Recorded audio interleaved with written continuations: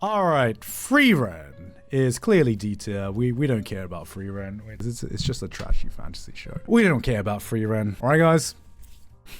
All right, okay, guys. Okay. I'll move it up. Okay, guys. I'll move it up. Is Frieren still the #1 rated anime on my anime list?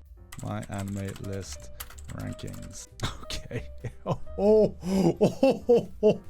It is still the #1 top rated anime of all time on my anime list. Does it deserve to be there? Probably not. I don't think it's the #1 anime of all time just yet, but it is still really, really fucking good. So when I read the manga of Frieren, I didn't read as far as to what I have watched in the anime right now, and I'm actually really fucking glad, because the beginning of the manga, it sells you on this concept of having the point of view of an elf, a long-living elf who has lived a long life, and what it's like from her perspective.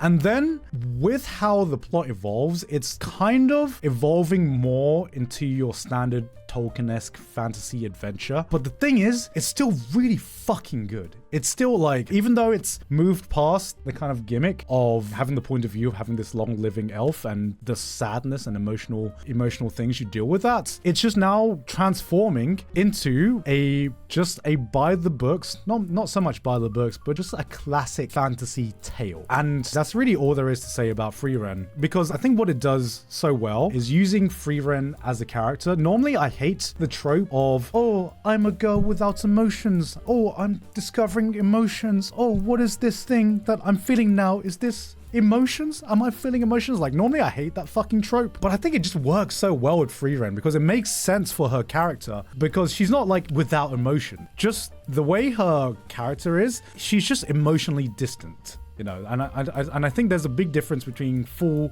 Kudere and what Frieren is, which is just really emotionally distant, because why should she care about the people around her where she'll most likely forget about them, where they'll just be a blip in her entire life. And her emotions of just trying to discover what is really important and meeting him, and just having someone in your life for such a short amount of time, but then having that person have such a huge effect on a being that lives for so long, I think it's just really goddamn beautiful.